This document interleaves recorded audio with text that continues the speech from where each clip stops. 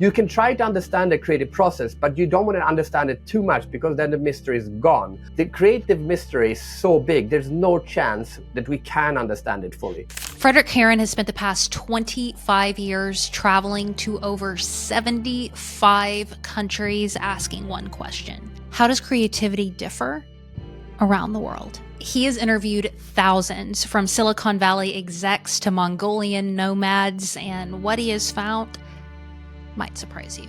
Coming from his geometric dome on a private island, Fredrik joins us today to talk about how his new book, The World of Creativity, might just convince you to stop struggling with creativity and start listening to it.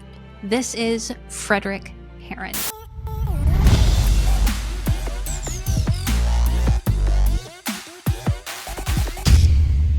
Let's imagine that you are sitting on an airplane. I know you sat on many of those. And a stranger looks over at you and asks, "What do you do for a living?" How do you choose to respond to that?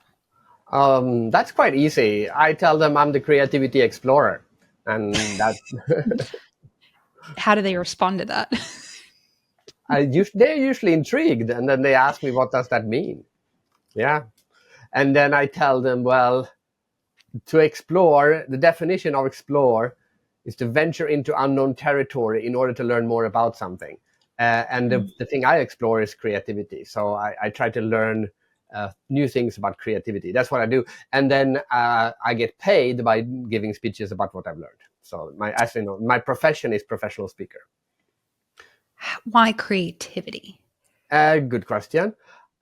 I wrote my university thesis in 1995, and the topic was internet and marketing. And for 5 years, and then I became an instant internet expert, because in 1995, very few people knew anything about internet and marketing. So suddenly I went from being a university student to an expert. And that's when I learned that expert only means you know more than the audience. That's the definition of expert. So for 5 years, I was an internet expert. In 2000, I felt, everyone knows about the internet now. It's kind of boring to talk about it. And then that's when I realized I never actually spoke about the internet. I spoke about the fact that it was, I spoke about the internet, but the fact that I liked the internet was because it was new. And I realized that it was the newness that was driving me, not the technology or not the internet. And I said, let's just study newness. Let's just study ideas. So since 2000, I sold my company, and then I said, okay, let's just study creativity. Did you see like a market for that? Because it's interesting right now in 2025, maybe I'm just attuned to it now. Maybe it's been here all along, but it seems as though folks are now magically interested more in creativity and storytelling and our humanness. You know, with AI coming in, they're like, oh God, oh no, what do we have left? Well, we have creativity. Well, we have humanness. And it seems new, but I'm curious, from your perception, studying and doing this so long and traveling all over the world, have we always been this interested and hungry for creativity and ideas? Actually, well, I can't talk for before 1995, because then I was just a student. But yes, for the last 30 years, it has always been, during the internet boom, it was like, oh, here's this new thing, how are we going to use it? And then we had the bust, then we had in the financial crisis, people need to change. So it's maybe not always the same kind of creativity, but always people have always been interested in change or doing things differently, but I like what I like lately is this idea of creativity as something that is good for ourselves, like something we do to feel better. I think that is more has come up more lately, which is I like a lot. Yeah.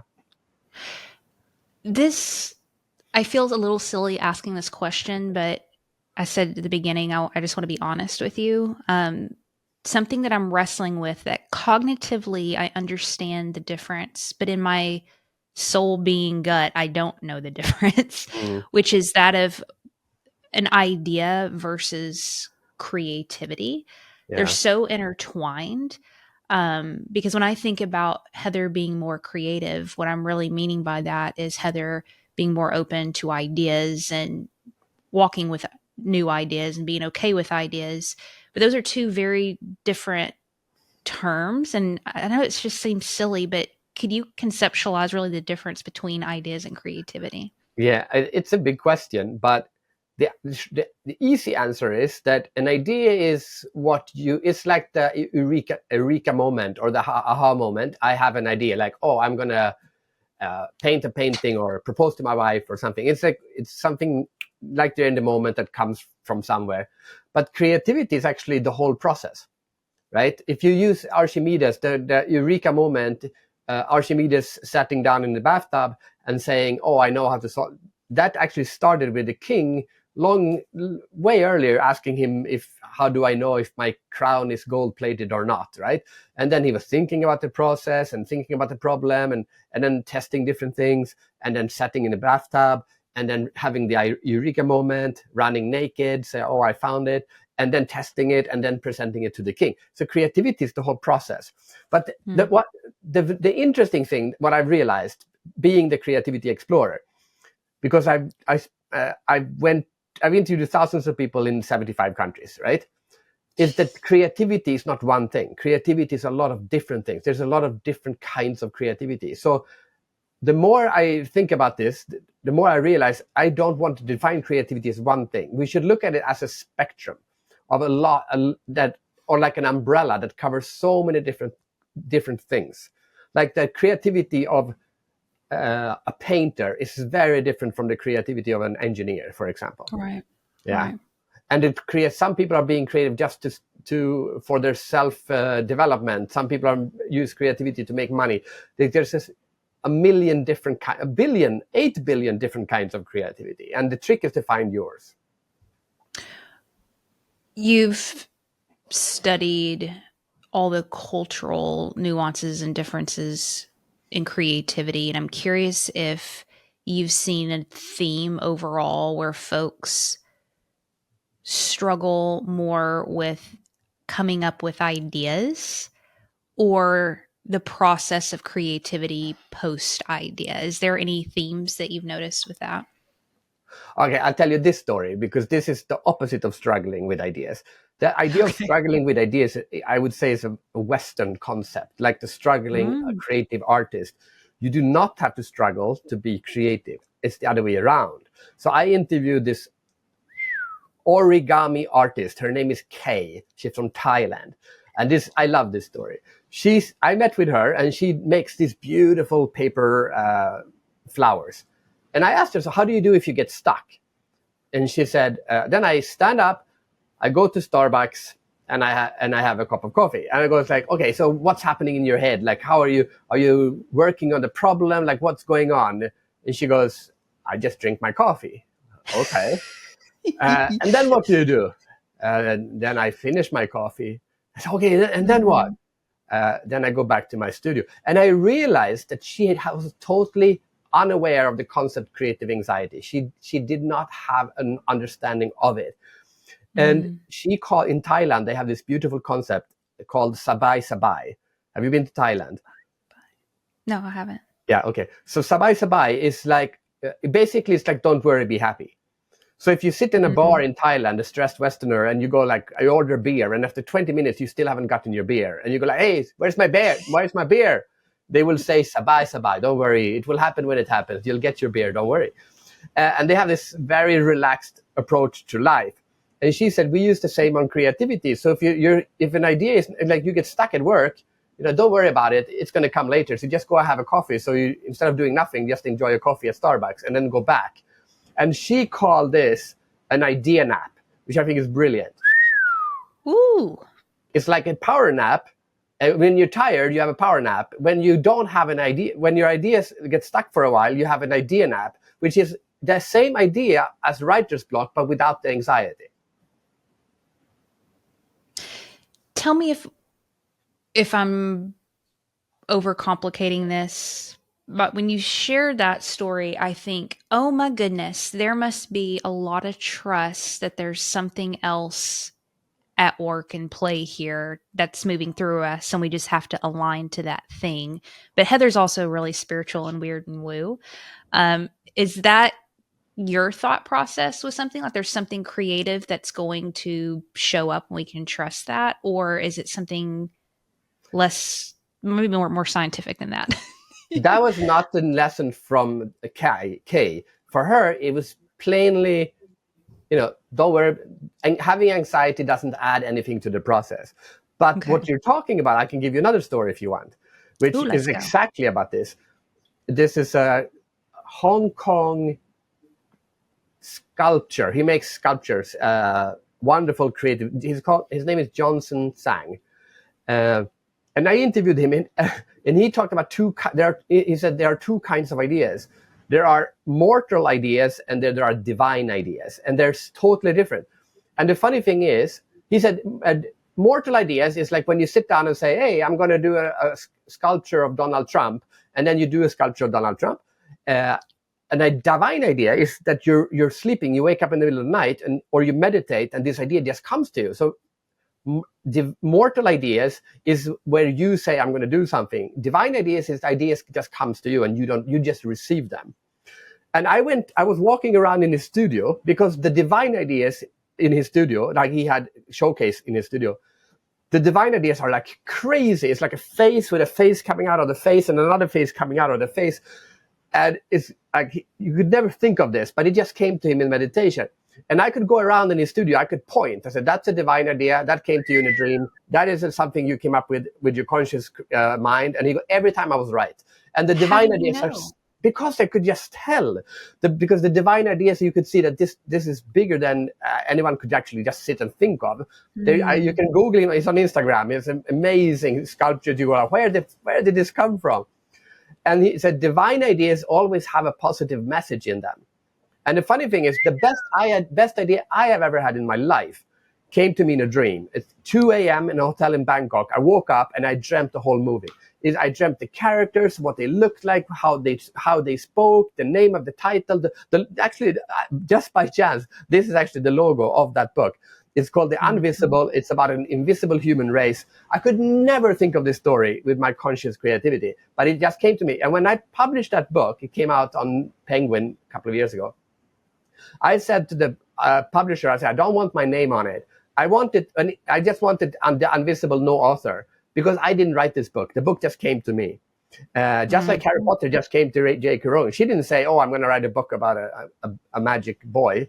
The idea just came to her, and then those are divine ideas. Now, divine doesn't necessarily mean a god. It depends on what you believe in. It just means you don't think you came up with it. You feel you're a vehicle for that idea.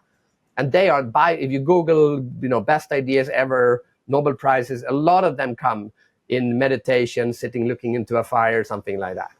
So I think that's a beautiful concept, divine ideas.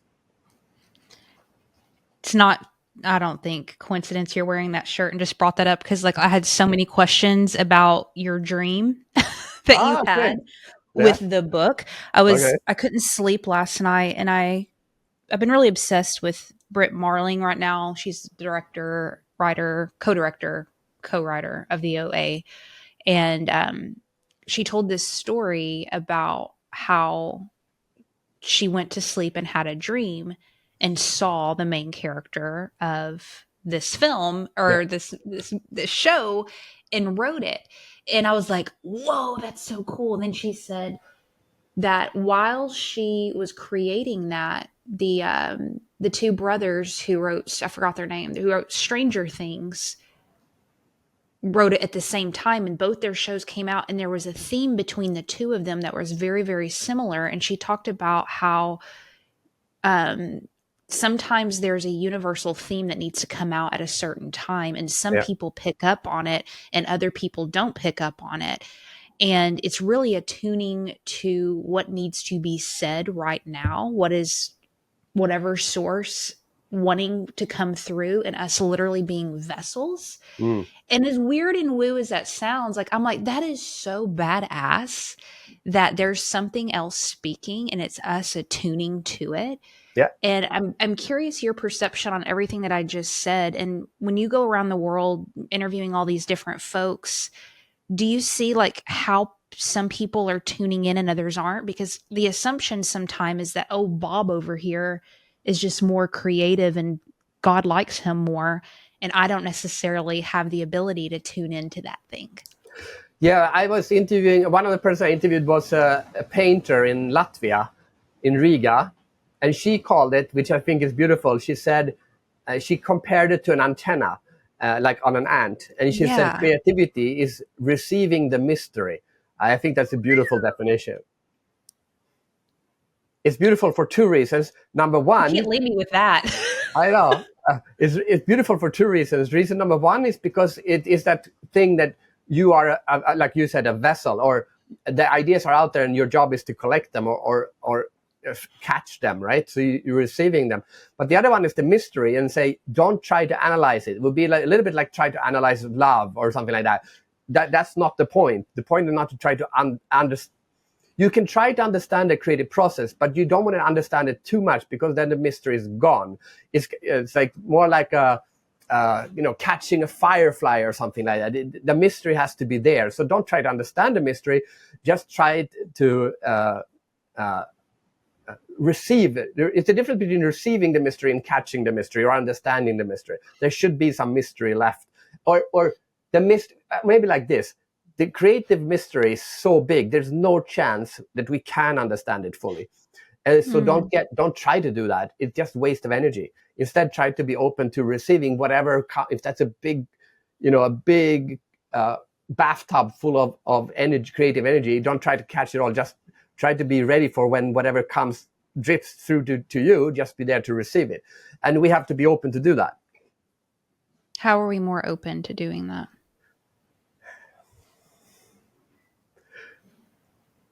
Okay, one person I interviewed, it was the former minister of tourism in Bhutan. I just want to say, you would be the best dinner guest ever with all these stories. Like, this is so badass. Your stories are amazing. Keep going. I'm sorry. No, but it's a wonderful job, right? So this is the former minister of creativity, no, of tourism in Bhutan. Now he's an author. He was an author before too. Anyway, so I flew to Bhutan. I met with him. And I also met a bunch of other people there. But then I asked him, okay, so you're a Buddhist. How do you look at creativity? And he said, I think this is brilliant. He said, you in the West, you're so obsessed with creativity as an output, like an expression of yourself. So you look at it as something that you're pushing out of yourselves. And nothing is wrong with that. But he said, creativity is not about that. Creativity is about understanding yourself. And I heard that. I said, of course, that's what it is. And you haven't done any. If you look back at anything meaningful that you have done creatively, it always has been something you learned about yourself in the process of doing that. And that's not a side effect of creativity. That is the main reason of creativity, is to try to understand more about yourself. So it's an inward journey, not an expression out to the rest of the world. That's what you create. That's the leftover stuff. You just blew my mind. Nice, right? I'm Western through and through. I don't know if you've picked that up, man. Like, I've just been bred for output and being productive, and I'd recognize that cognitively in myself. In the past couple of years, I've just been so drawn to folks who seem just kind of detached and more creative and in flow. And it just amazes me that, especially with social and digital content, AI and all that stuff right now, it just feels like if you're not producing something really at this rate almost every day, if you add in social, putting out a piece of content or writing a thought-provoking blog or something. I write in my journal all the time, I don't have anything to say right now. And it feels very human to say, like, you know what, I don't have a revelation every day or every Tuesday when the blog's supposed to come out. I don't have one, because it feels like that sometimes you just have to seep in something for a while, and every once in a while something comes out that's, quote, valuable. But the way our world is set up, that's not good enough. And so it feels like we're kind of having to manufacture a lot of creative ideas and creative expression to be productive. You know what I mean? Yeah, And I know what you mean. I'm just curious, you just wrote a book, it's coming out at the end of this year, just about the way that different parts of the world, different people groups engage with creativity. And I know we have a sickness and a problem here in the States and the Western culture that we've got to free ourselves from. But what is the temperament of some of these other? You remember how you asked me, should your answers be short or long? And I'm like, just do you. Look how long this question is. This is me. This is me. What have you noticed about the other ways folks kind of creative people in other parts of the world deal with needing to produce, but also honoring creativity, like Yeah, the artists, you know? yeah. Okay, so this is actually not in something in the book. It just something that did happen yesterday. A guy came because I live on an island, and a guy came to my island, and we started talking about creativity, and we came up with this concept of, how there's information overload, like we get so much information. We came up with the concept of innovation overload, which is the same. I was on this yesterday. This happened. So I live on an island. A guy came and visited me, and we started talking. And we have this concept of information overload, like we get so overwhelmed with information. But we started talking about innovation overload, which is this idea that you get constantly overwhelmed with new ideas and new concepts and new trends. Actually, the other person who came yesterday, she's a YouTube streamer, and we're talking about all the latest trends in YouTube. It's like you can also get overwhelmed with just this constant flow of new Yes. ideas, and you feel like Yes. you need to join this. But that's why I live on an island by myself, because I need to be able to distract myself from that. So my job is to travel around the world, meet a lot of inspiring people, get all these new ideas.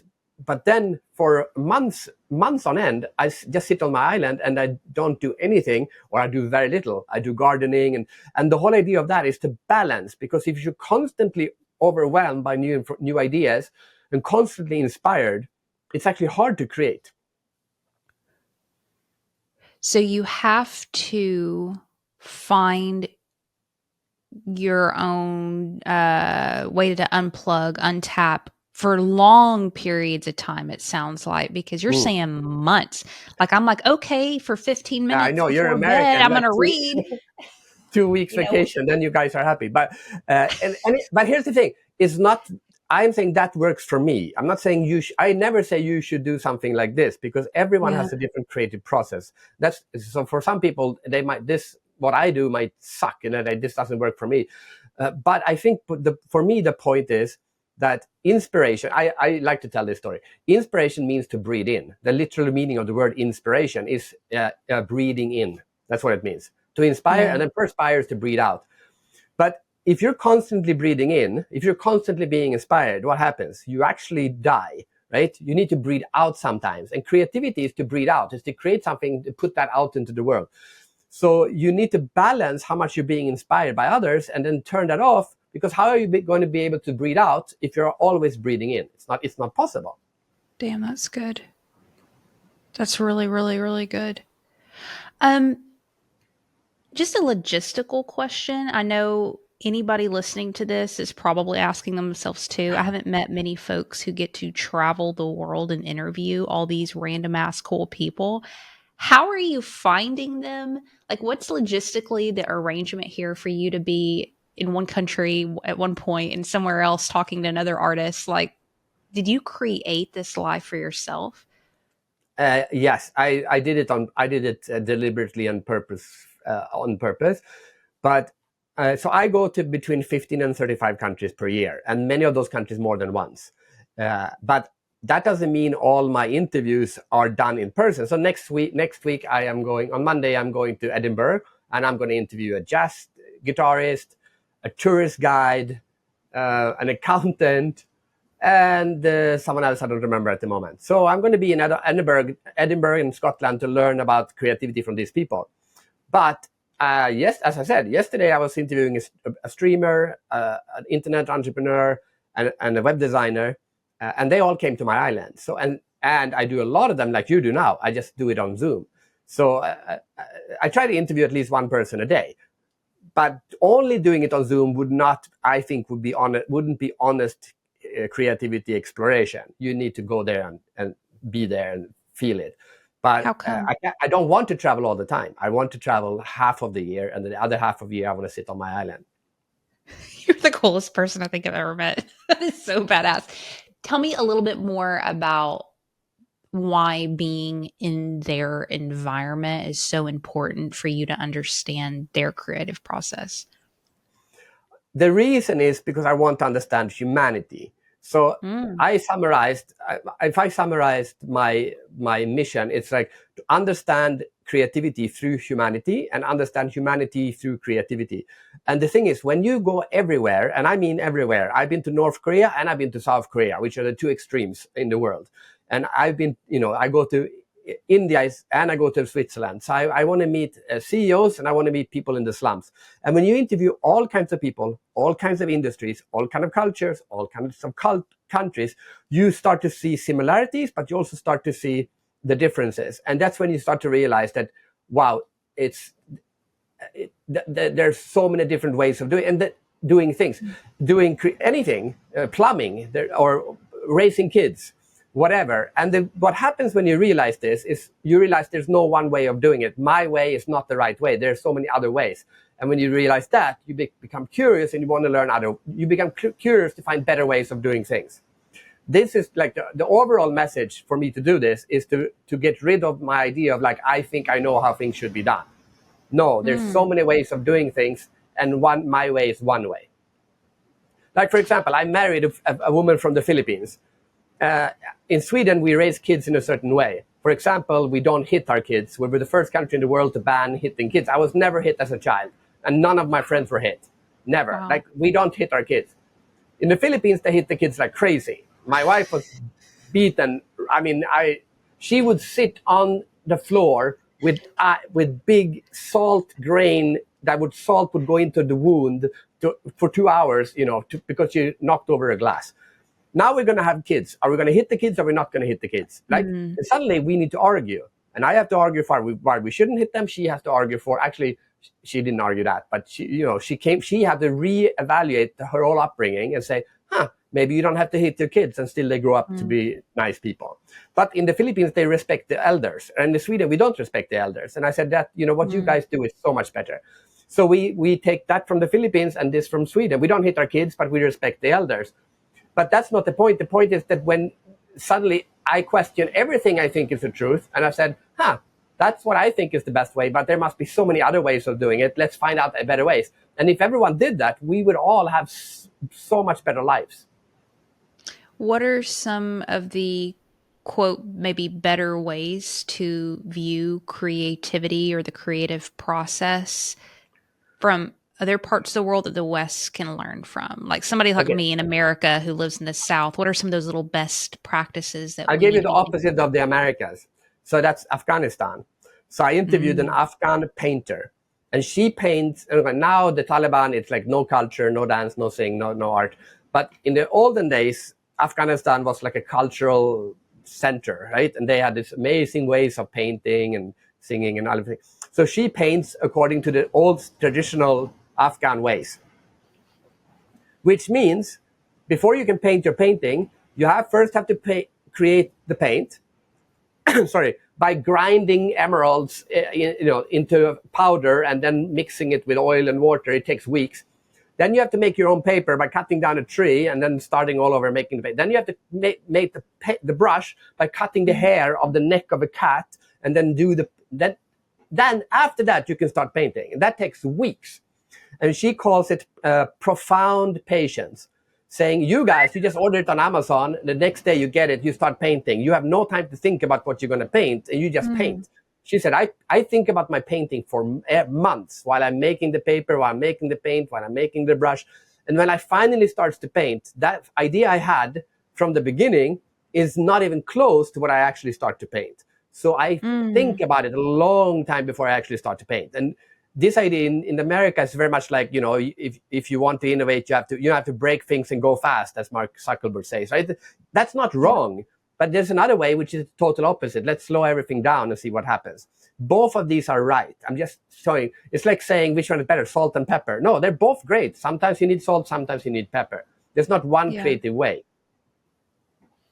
And the worst thing I think is that most people haven't understood what their own creative process is. So they look at this is how you're supposed to be creative. And then they copy someone and say, that's not your way. You should figure out what your creative process is. And that's when everything takes off. That's my experience. How do you know you've found your way? I guess you find peace. Simple as that. Yeah. I thought I'd give you a Yeah. short answer for once. I wanted to lean into that a little bit. I was thinking about, I guess, ego. I'm getting it. Again, that interview I watched last night, she was talking, the director was talking about the importance of her removing her ego and getting into like flow state or tapped in or however you want to say it. Hmm. Um, I guess my mind thinks, well, I'm going to be creating way, way less. And then I think, well, Heather, if the purpose of creativity is for other people, like you said earlier, versus myself, that's where that idea is coming from. So the idea of me just creating for myself, for my own inner healing, for me exploring myself, the question mark comes with like, wouldn't I want to actually do this as a profession? How does that work? Because creativity is for other people when you're doing it from a professional sense, which means there is a demand on time. And again, here's how there's Western questions for you, but this is the kind of stuff we wrestle with. Yeah, but that's the what's that? Ikigai, right? The idea of something that you are good at, something that you like to do, and something that someone is willing to pay for, to simplify it, right? I mean, if you really want to hardcore it, you could say if you only create for others, right? If you only Mhm. create because other people are willing to pay for it, then technically you're a prostitute, right? You do it for the money. And I don't think anyone should be a creative prostitute. I think you should sometimes you might do some like okay, this is a good story. That's the title of this episode. Don't be a creative prostitute. No. But you could. Okay, I tell you. I don't want to simplify it, but I was interviewing these girls. Okay, this is a good connection because they are children of prostitutes in the slums of Mumbai. You cannot get lower on the human, scale of people Wow. looking down on other people than children of sex workers in the slums of India, right? Mm. And I met, and they have this organization called Kranti, and they take these girls away from their mothers. I mean, they don't kidnap them. The mothers ask them to take them and say, "Well, I want my daughter to have a better life than me." And they take them and they move them to. Now they are in the Himalayas, and they built a school, and they teach this. They actually play TED Talks to them. They don't have so much money, but they have an iPad, and they show TED Talks, and then they talk about what they learned. So that's good job, Ted. I interviewed these girls and I said, what can you teach me about creativity? And they came up with a word which they called sufferender. And now remember, they are not native English speakers. So some people think, oh, that's a bit of an awkward word. Come on, this is a great word. This is teenage girls who don't speak English came up with it. Give them some credit. Sufferender, what does it mean? It means that they told this story. Said, you guys in the West, you have this waiter in New York, and all she wants to do is she wants to dance on Broadway, but she can't do it because she hasn't gotten the dancing job or an acting job yet. So now she's a waitress, and she's miserable. It's like I want to be I'm a failed actress. And why are you telling this story to yourself? What you should tell yourself is, one day I'm going to be an actor on Broadway, but until I do that, I'm going to be an amazing waiter, which is going to make me much more money. I'm going to get more tip. And then when I'm not working as a waiter, then I would do my best to become a Broadway actor, right? So don't let, just because you don't have the life you want right now, don't let that make you miserable. Just make the best out of the situation. So they told the Yeah. story when they couldn't be at home because their mothers were working. They had to sit outside all night, and they couldn't sleep because then they might get, something bad might happen. So they would lit Yeah. a fire, and then they would sing all night and say, we can't change the situation, but we can change our mind. We can sit and sing all night. It will make us happier. And I think this is a beautiful approach to life, and it's a beautiful approach to creativity. Wow.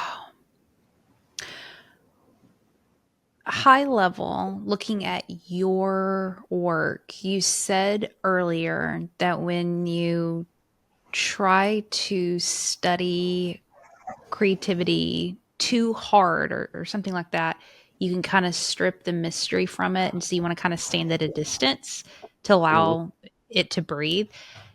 You spend all your time thinking about this. You travel and have given your life to the process of creativity. I'm curious how you studying it so hard can still hold space for the mystery yourself. Like you're looking for answers, but you also can't look for answers too much. How do you navigate that? Yeah, but that's the good question. But this is creativity is full of paradoxes. So should Mm. we rush it or should we have patience? Should we be alone or should we be with others? Should we have a deadline? Should we not have a deadline?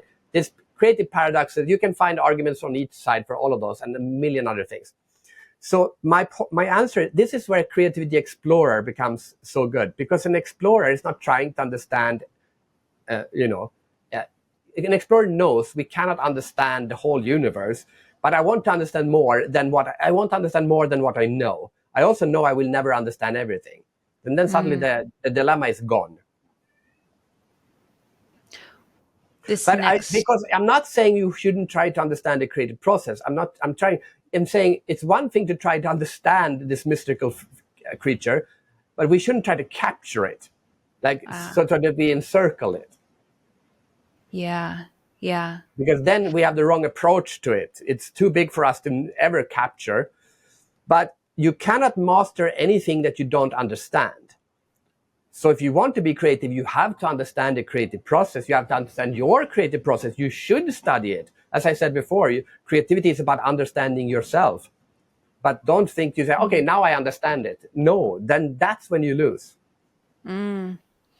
It makes me think folks who have become famous using creativity must have a really hard time kind of tapping back into pure creativity because there's probably a lot of pressure on the process that they've solidified for themselves, maybe.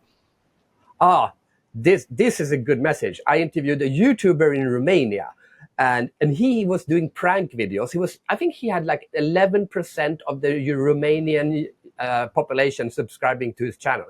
It was huge, and he would upload all the in Romanian. It was huge. But then he was young, and then he became a bit older. He said, "I don't want to do prank videos anymore." He started doing more like documentary videos, and his views went down. And people said, "Why don't you do your prank videos? I want your prank. This is not funny." And he said, Mm, but then he started going back to doing prank videos, and he was miserable because he mm, didn't want to do that anymore. But he was stuck in his creative success. He called it the Frankenstein moment, and the Frankenstein moment is when your creativity is or your creative output is driving you and you're not driving. I mean, driving as you feel compelled to do something because that's where your success is. I don't know this name of this Japanese artist that does these dots. She's super famous. yeah. She paints dots everywhere. What if she doesn't want to do dots anymore? It's like a singer has been asked to sing their song from their first album. And it's like, I hate this song.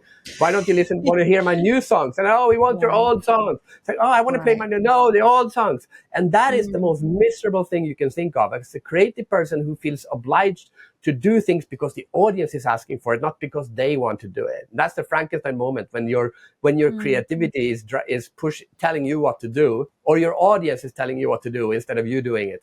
Then that is so sad. yeah.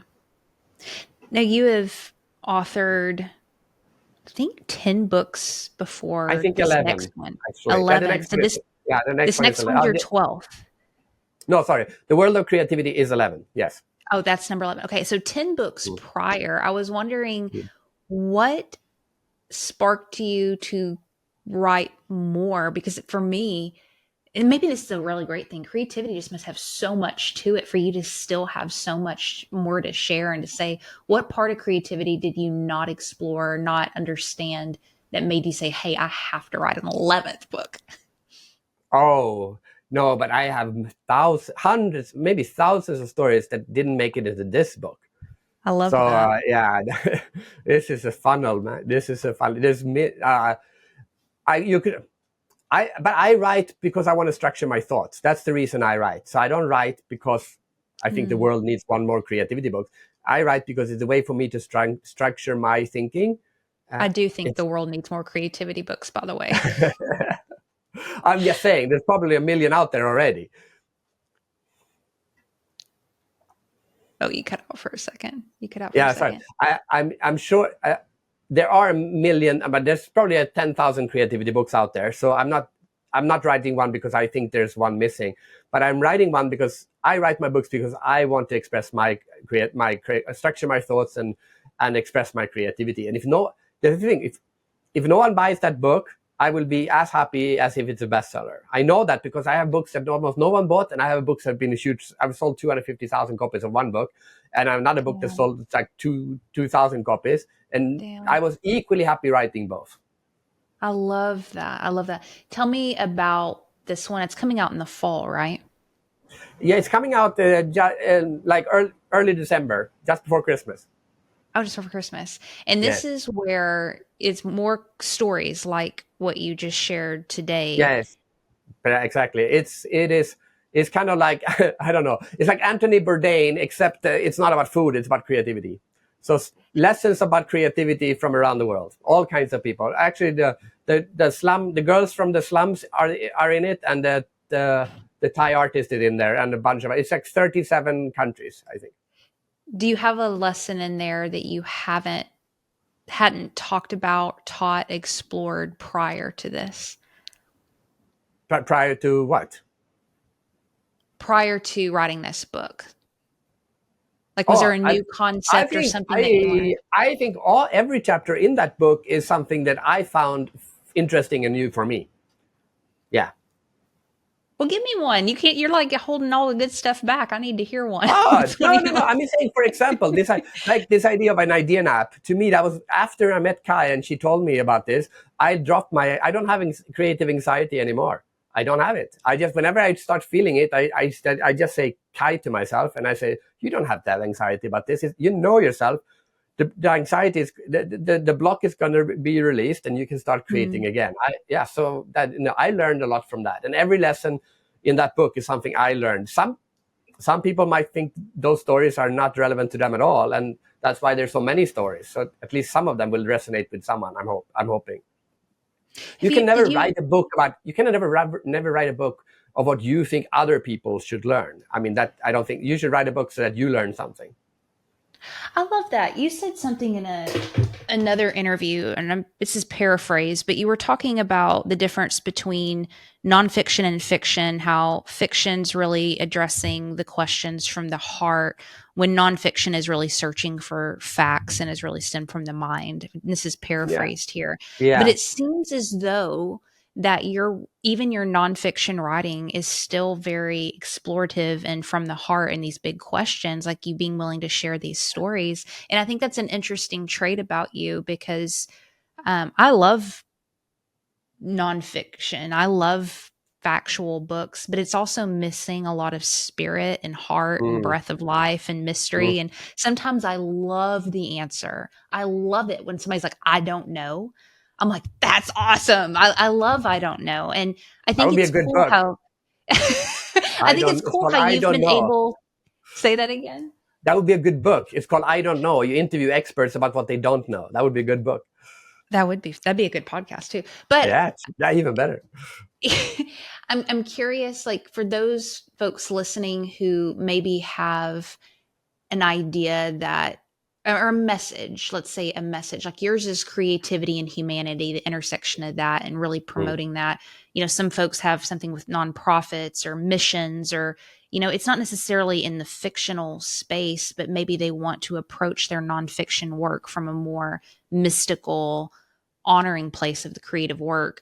Messy question, but how have you been able to do that? Because I think, you're a storyteller through and through. This conversation highlights that, but you've chosen to spend tell me if I'm wrong, most of your work kind of more in the nonfiction space. Yes, but I think like in a post internet age when you can Google anything or now you can AI anything, I believe like why would you listen to someone?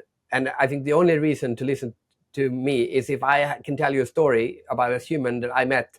So it's about authenticity. If I go up and give a speech about creativity and I start referencing research and books, it's like, you could have just done that online. But like I'm Right. telling you what I learned from humans all around the world. Yeah, you can't find that. You can find similar stories, but you can't find these. I'm telling the stories that people told me, their life stories. So that's why I approach my nonfiction work in that way. But yes, I try. I mean, I try. I tell the stories that I like to. I don't know, listen to, or in the way I like to tell them. I like storytelling. So sure, I tell even my nonfiction books are stories, are filled with stories. I love that. Like, I mean, like but then the idea, if it's a nonfiction book, there should be a message at the end. So like, I have a story about Nigeria, and it's about me being scammed at the airport when I've been in Nigeria for 2 minutes, and I'm already being scammed. And that's the story. But the lesson is not about that. The lesson is about what I learned about creativity by interviewing creative Nigerians. And it's about always having a backup plan. It's like they don't have a plan. They always have multiple plans, because it's such a chaotic country. You never say, this is what I'm going to do. You say, it's basically, I think I have it like this. If what's his name? Frost, the poet. The road diverged in the forest, and I took what's his name? Yeah, and I took the road less traveled. A Nigerian version of that would be the road diverged in the forest, and I kept 3 different alternative paths just in case. And so the story is about what are your plan B, plan C, plan D, plan E for whatever you're creating right now, because that opens up your thinking for more opportunities than saying, I'm going to do this. It's just a way of thinking, but it starts with a story of me being scammed in an airport. You have to be one of the most fascinating people I think I've talked to. I love the emphasis of your work, the way that it's changing humans, understanding how we work with something outside of ourselves and be okay with mystery and being detached from outcome. That's something really hard for folks in my world to do, and it's such a beautiful beautiful body of work that you've created. And I'm just so honored that I got to spend a little bit of time with you.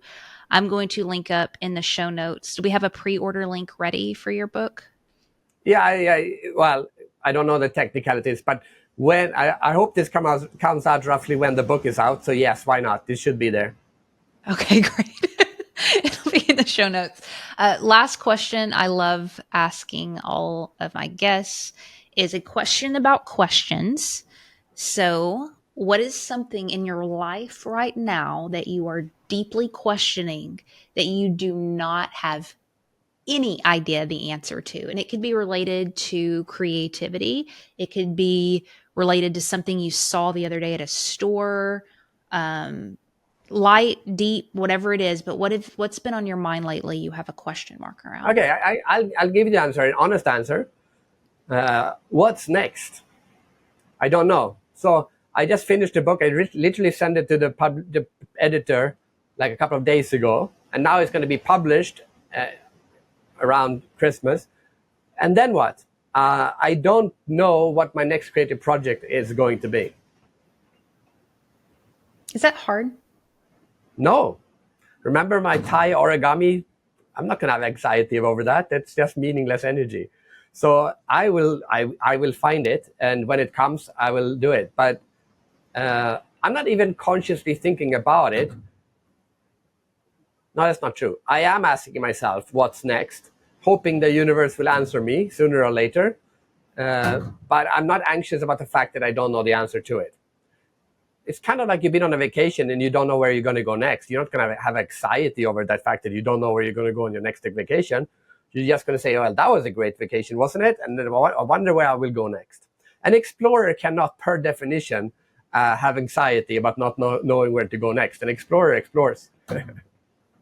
It seems like you're really detached from outcome, performance, and all the things that most of us stay up and worry at night about.